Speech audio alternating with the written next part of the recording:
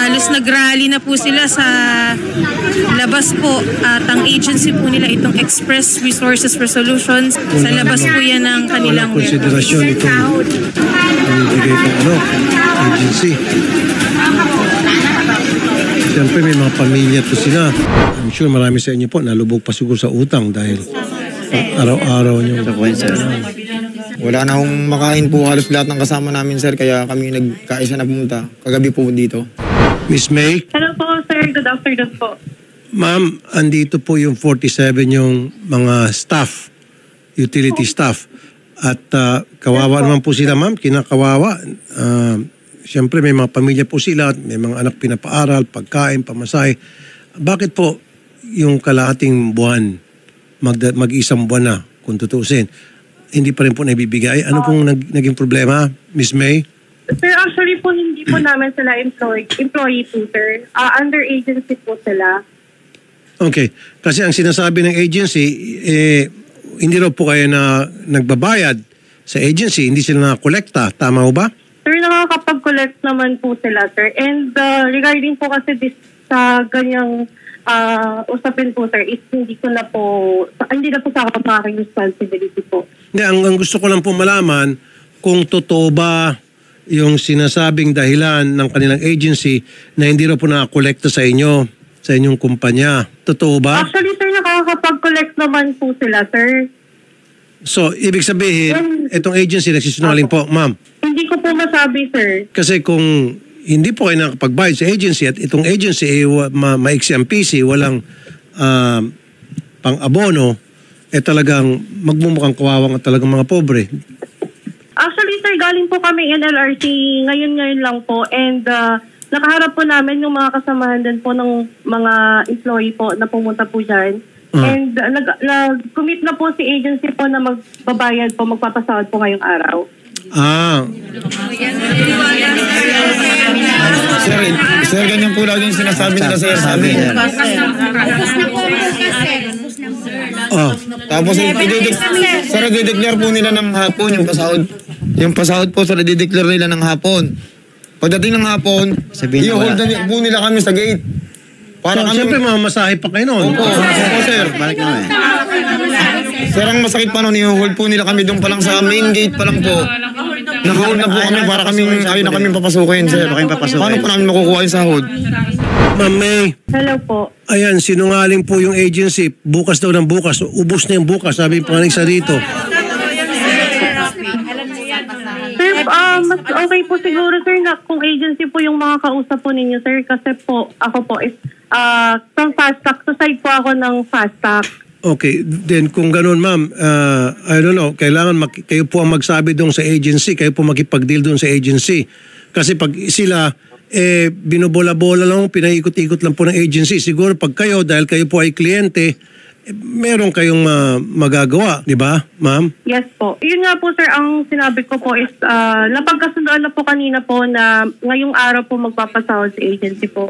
Kanina po, kanina nag-promise yung agency, sa inyo o sa kanila? Sa kanila po, sa mga nakaharap po namin kanina na empleyado po nila. Sa harap po ng sa NLRC po. Wala po.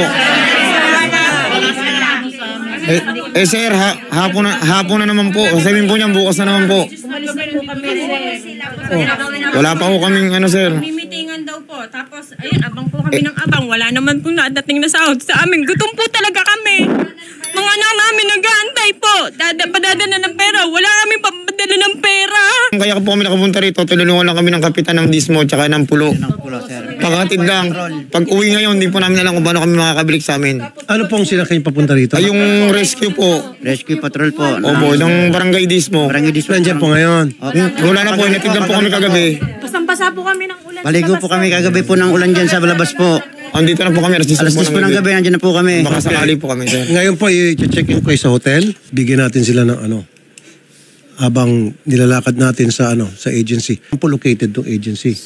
Sir, wala pong tiyak na po yan, sir. Polorom.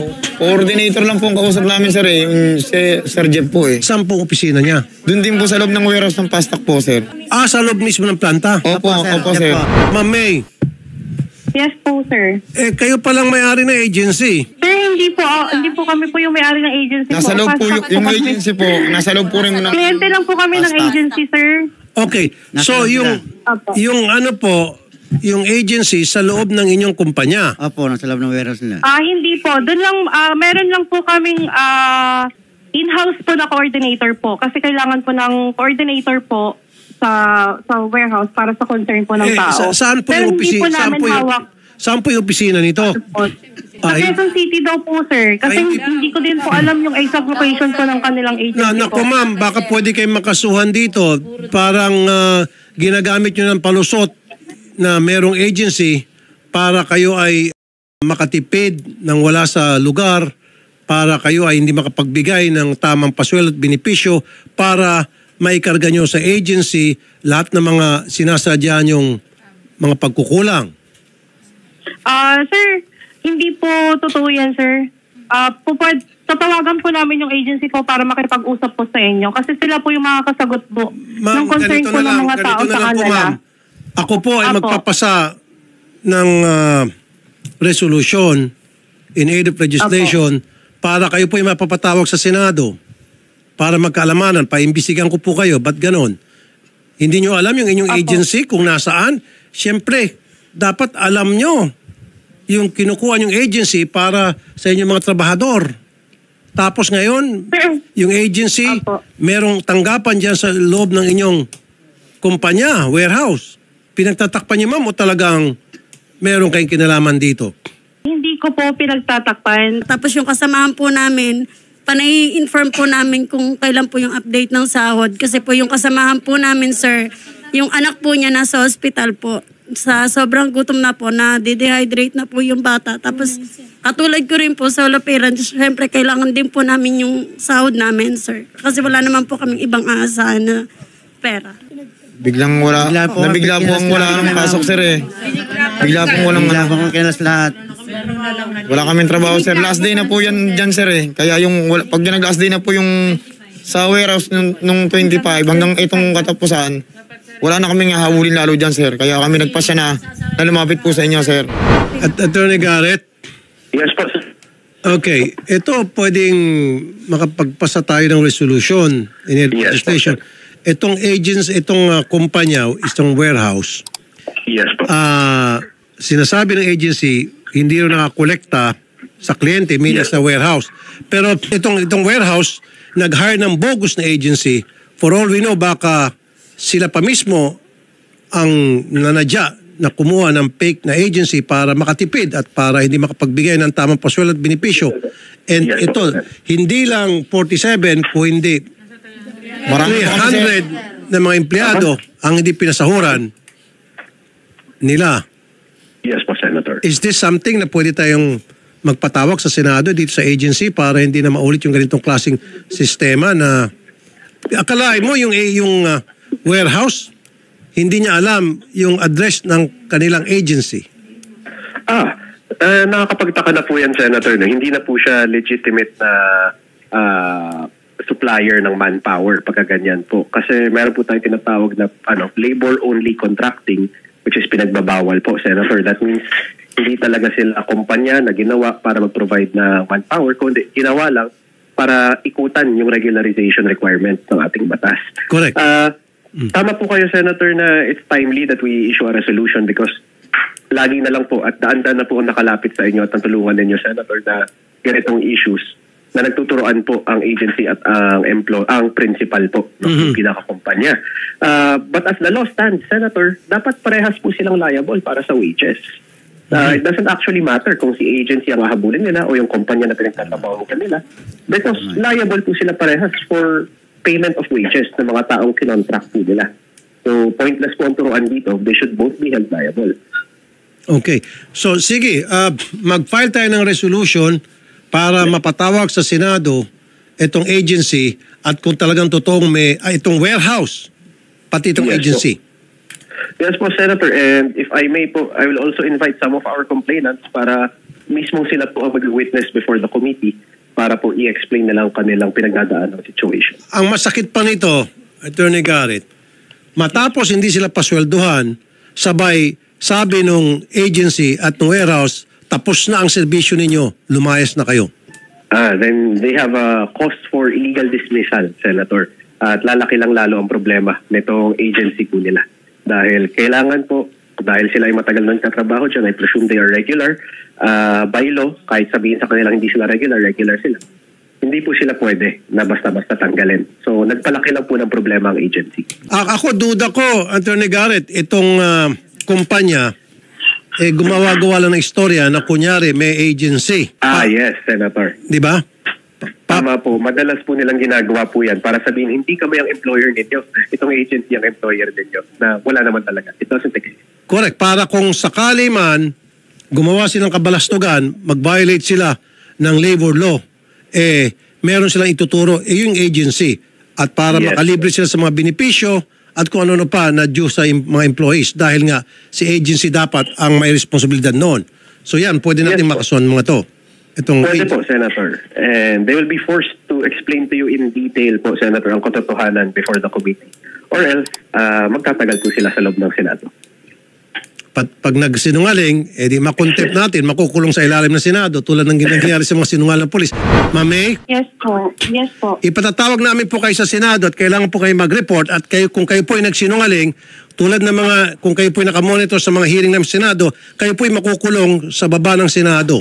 Sir, clarify ko lang po, sir. Hindi, sa operation po kasi ako, supposedly po, hindi po dapat ako po yung pinakausap po ninyo. Kasi with regards po sa contract ng agency po, with our company po, wala po akong... Hindi, ma'am, maski na ma'am, kasi kayo po ang supervisor nila eh. Tama, sir. Tama. So kayo po yung direct supervisor nila. Kaya kasama ko kayo sa ipapatawag para magpaliwanag. Siyempre, pag pupunta kayo doon, mag-oath kayo na kayo nagsasabi ng totoo.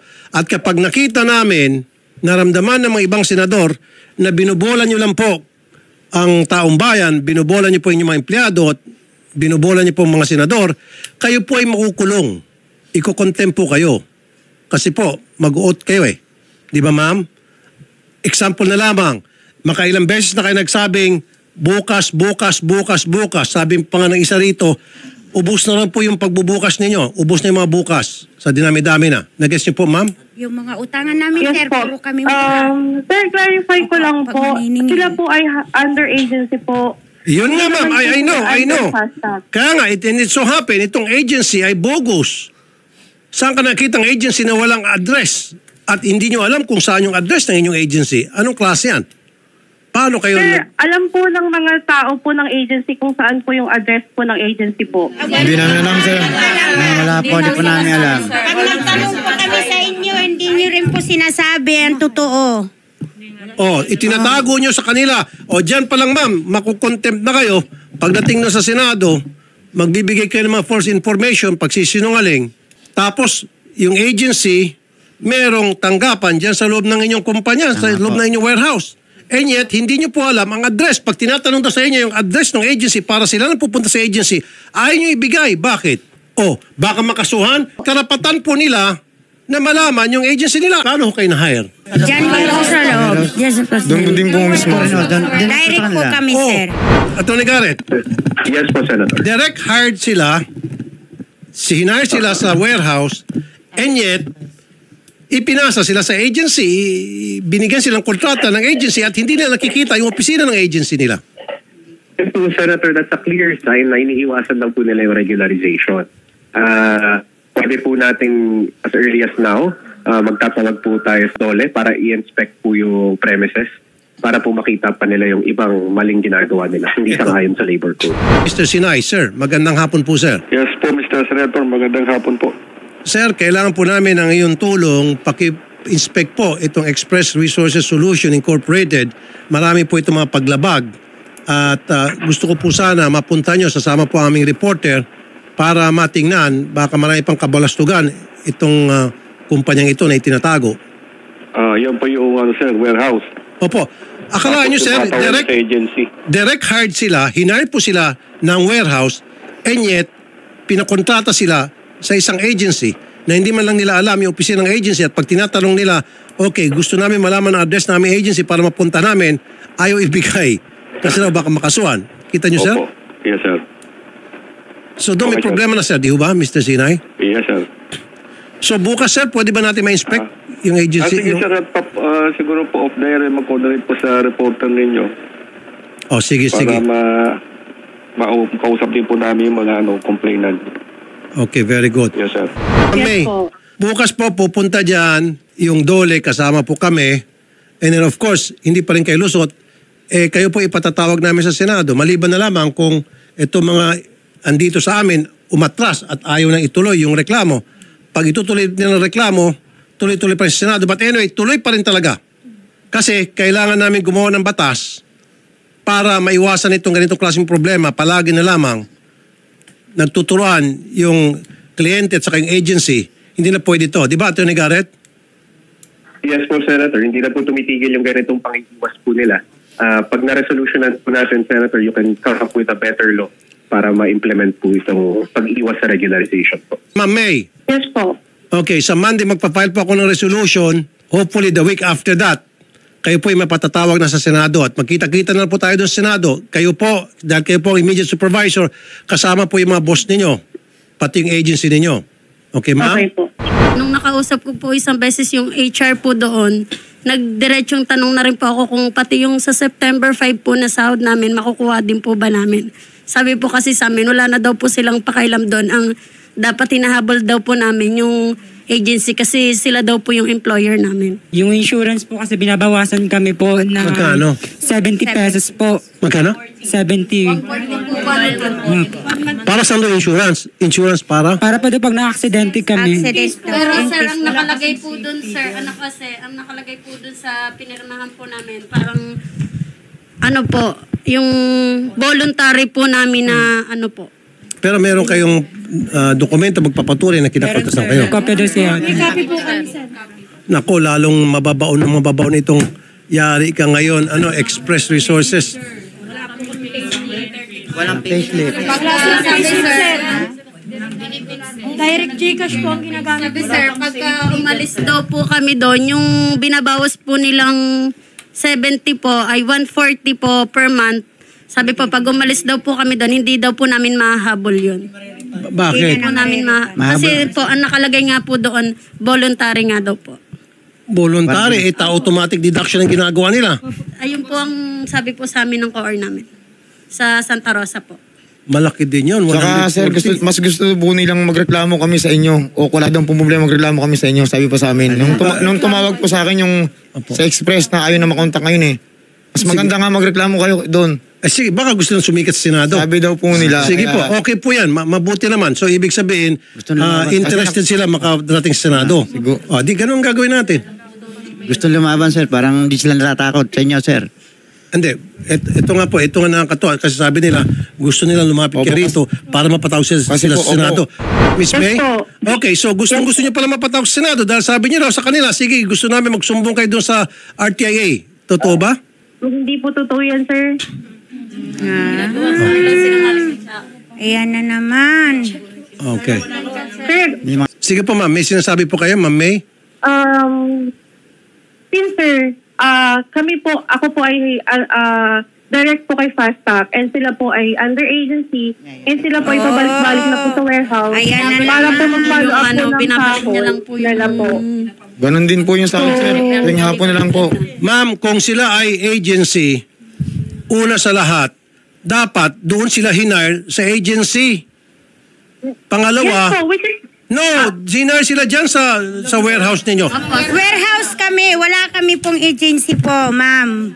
Warehouse. may agency po kayo. May Direct po contract kami. po kayo sa agency po. Hindi po kayo direct sa Kaso Fastpack. sa loob po kami ng warehouse hinay. Loob ng warehouse nila. Kami nga po sabi Yes, nyo kasi- on call, pero 1 year na po kami seasonal pa rin. Kaming seasonal. Walang pagbabago po, Hindi ko na ma'am. po yan masasagot kasi may coordinator po kayo.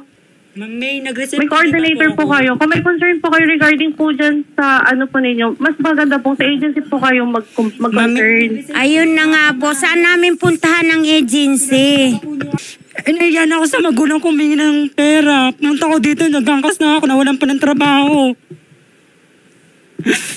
Ang hirap po nandito sa amin, may taga-Davao, Cordillera. Gusto ko umuwi. Naiyan kami sa magulang namin, bis kayo magpapadala kami, binibigyan ng pera. Nabaligtad tuloy eh. Yung iba sa amin na palayas ng boarding house, di alam kung saan uuwi. Yung mga anak ko hindi pa nakapag-aral, gawang walang gamit. Mga kapatid rin akong tinutulungan. Sana ano nang Buti nga kami, sir, yun. pinakain nyo kami kanina. Wala kaming kain kagabi, sir. Yung bahay Basa kami namin, ng hindi ulan pa sa labas, sir. nabayaran. Kawa dyan. Sir, Ginagawa yung mga nyo. guardia, sir. Nandiyan kami lahat. Ang lakas ng ulan kanina. Nasa labas po kami. Sobrang perwisyon yung ginawa. Okay. Tawagan nyo na lang po yung agency na contact na po namin. Sasagutin po nila yung tawag. Wala po, walang agency. May sasagot? Sige, tawagan yung agency. Tingnan natin.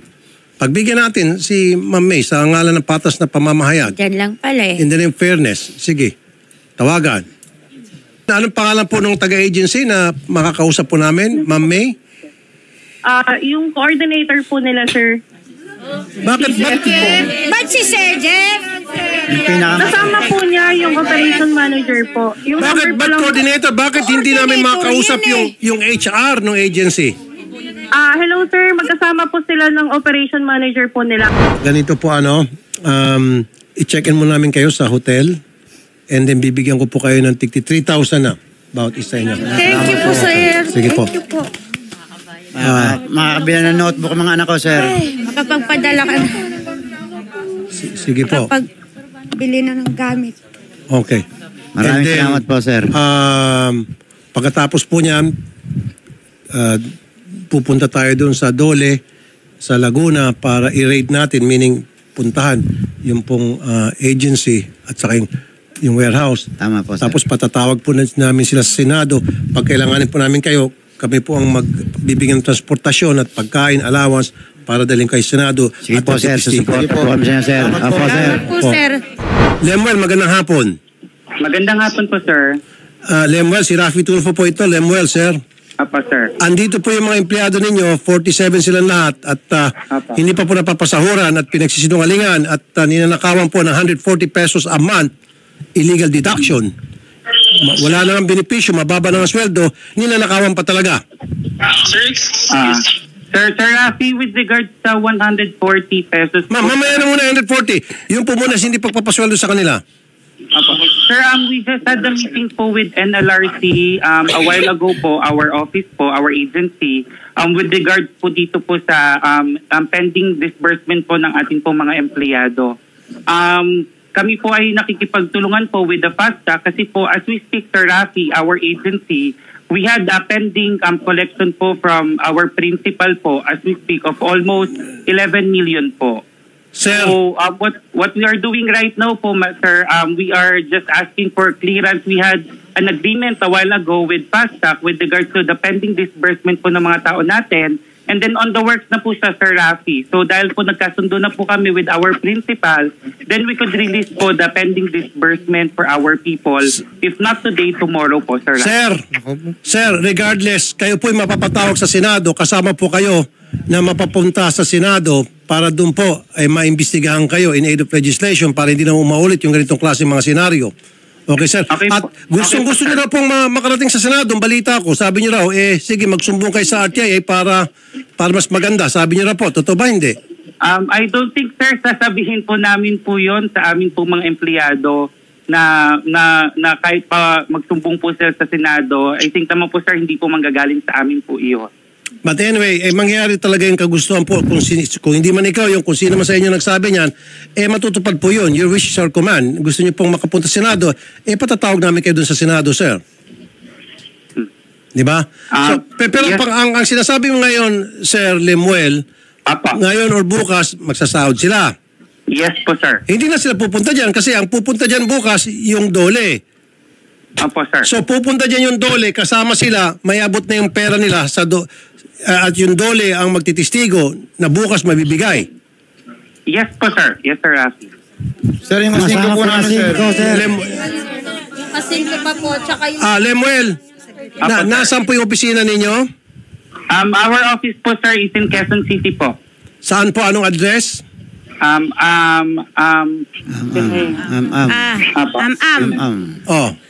sige po, sir. Should I say this on live po, sir, or can I just message you the message of our... No. What's wrong with you telling us your address? Wala naman. Kung legit kayo, ba't hindi kayo magsabi ng inyong address? Kung legit kayo. Yes po, sir. Sige po, sir. I'll mention po our address. It's 10... Ano pa? 10 Anona Street po. Ano po, 10? Anona Street. Susunod mo, 10 Anona Street. Project 3, Quezon City po. Project 3, Quezon City. Opo. Okay. Meron ho ba kayong lisensya? Yes po, Permit, sir. BPLO and all? Yes, sir. We have all the necessary documents po, sir, with regards po to our business operations po. Well, lilitaw yan sa gagawin namin investigasyon sa Senado. Siyempre, pag pumunta kay Senado, lahat yan ikakalkalin namin. Pati yung pagbayad nyo ng buwis sa BIR, lahat-lahat. Yes, sir. Apo, sir. Sino mga may-ari and all. Yes po, sir. Okay, sige. Pero ang sabi niyo po, bukas may bibigay. Sige po, pupunta po yung Dole, pakiabot na lang po sa Dole yung kanilang mga pera. Yes po, sir. Noted on that po, sir. Okay, sige po. Kasi po, sa ano po, yung policy po nila, pag once na lumagpas yung OT namin ng 5 hours or kaya 6, yung antimano po, yung 1 hour, TY na lang po yun. Ano po yun? Pinaghirapan po Okay. namin yun, tapos TTY lang. Break time yun. Sir Lemuel, Yes po, sir. 140 pesos kada buwan dinididak sa kanila at sinasabing voluntary para sa insurance. Ba't ganon? Apo. Sir, I would like to confirm that statement po. Sir, ang insurance po natin sa ating po mga empleyado ay one-time payment po yan. It's not a monthly deduction po on their salary. It's a one-time payment to protect all our employees po. So, Sir, hindi niyo po pwede ibawas sa kanila yon. Dapat kung gusto niyo magbigay ng insurance sa kanila, benepisyo yon, added benefits, dapat kayo po ang magbayad sa premium, hindi po sila.